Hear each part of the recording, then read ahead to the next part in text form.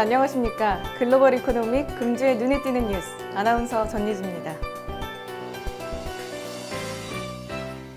LG전자가 세계 최대 가전 IT 제품 박람회 CES 2019에서 49인치 울트라 와이드 모니터를 비롯한 혁신 제품을 대거 공개합니다. LG전자가 이번에 공개할 LG 울트라 와이드 모니터 신제품은 49인치 크기의 픽셀이 화면에 촘촘하게 배열된 듀얼 QHD 해상도를 갖췄는데요. 화소수만 7만 37만 개에 달합니다. 가로로 긴 32:9 화면비는 영상 편집, 음악 작업, 증권 거래 등 전문가 직업에 탁월하고 창을 여러 개 띄워놓고 동시에 작업하는 멀티태스킹 환경에도 최적입니다. LG전자는 제품 출시 전에 미국 유명 금융사와 납품 계약을 맺었는데요. LG전자는 이 제품을 내년 상반기 중 북미 지역에 출시하고 향후 출시 국가를 확대할 계획입니다. 또 다른 신제품인 38인치 게이밍 모니터 LG 울트라 기어는 1초에 화면 144장을 처리해 빠른 움직임도 부드럽게 표현합니다. 화면이 끊기거나 잘리는 현상도 최소화해서 고화질 게임을 완벽한 몰입감으로 즐길 수 있습니다. LG전자는 27인치 LG 울트라 파인 4K 모니터도 전시합니다. 이 제품은 4K 해상도를 갖춰 초고화질 사진, 영상 등을 편집하는 데 유용한데요. 영상 전송 속도가 1초에 최대 40GB에 달하는 썬더볼트 3단자를 적용해 4K 화질 영화를 30초 만에 전송할 수 있는 수준입니다. 장익환 LG전자 상무는 최고의 작업 환경을 제공하는 프리미엄 모니터 제품들로 프리미엄 시장 리더십을 더욱 확대할 것이라고 밝혔습니다. 추락하는 국제유가에 날개가 없습니다. 19일 현재 7%대 하락으로 국제유가는 10월 초에 비해 40% 가까이 내렸는데요. 원유 선물에 투자하는 헤지펀드들이 유가 하락에 베팅하고 있어 추가 하락이 뒤따를 것으로 예상됩니다.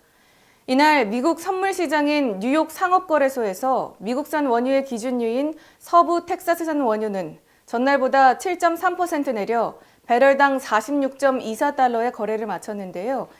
2015년 9월 1일 이후 3년 만에 최대 폭입니다. 런던 ICE 선물거래소에서 글로벌 기준유인 북해산 브렌트유 내년 2월 인도분도 5.62% 떨어진 배럴당 56.26달러로 장을 마감했는데요. 중국의 경제 지표 둔화 등에 따른 글로벌 원유 수요 감소 우려가 커진 데다 공급 과잉 부담이 투자 심리를 위축시킨 것으로 풀이됩니다. 기아자동차가 모닝을 필리핀에 출시해 자동차 시장 공략에 나섭니다. 그동안 기아차의 필리핀 내 판매 실적을 살펴보면 2015년에 1만 대를 돌파했고 2016년에는 7,304대, 지난해에는 5,186대를 판매했으며 올해는 지난 10월까지 총 2,400대가 팔렸습니다.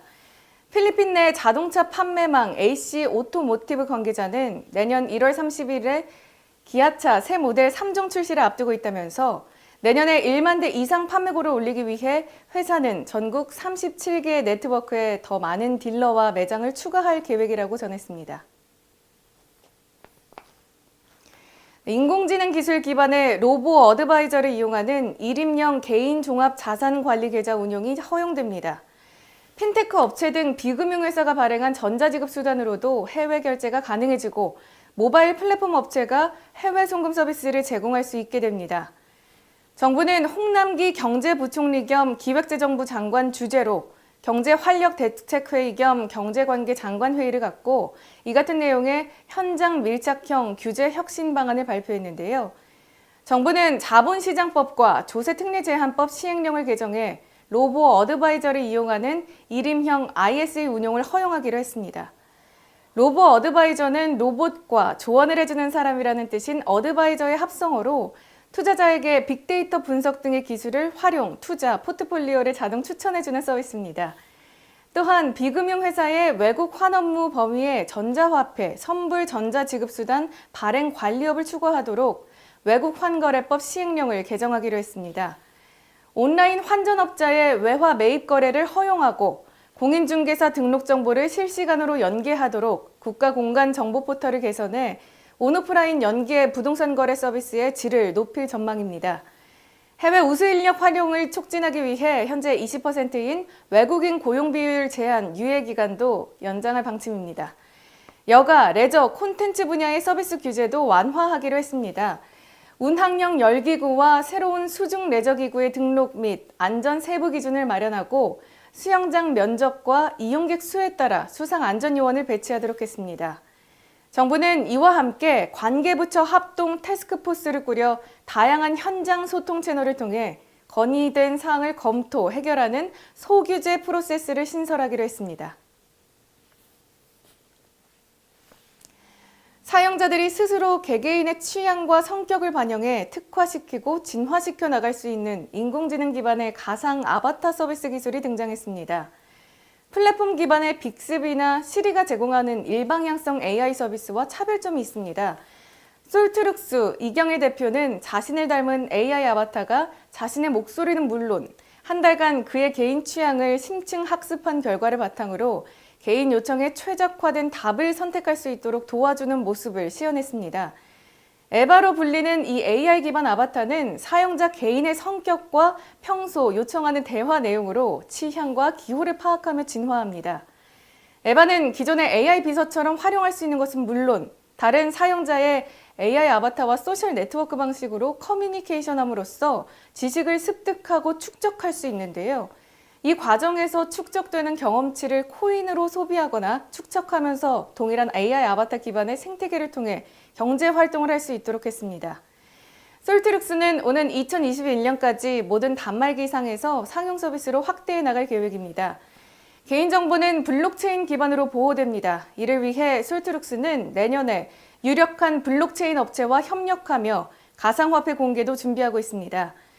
이경일 대표는 향후 에바 서비스 발전에 따라 이동통신사 등과의 제휴도 모색할 계획이라고 덧붙였습니다. 카카오페이가 아파트 앱 스타트업 모빌의 경영권을 인수하고 본격적인 서비스 시작에 나섭니다.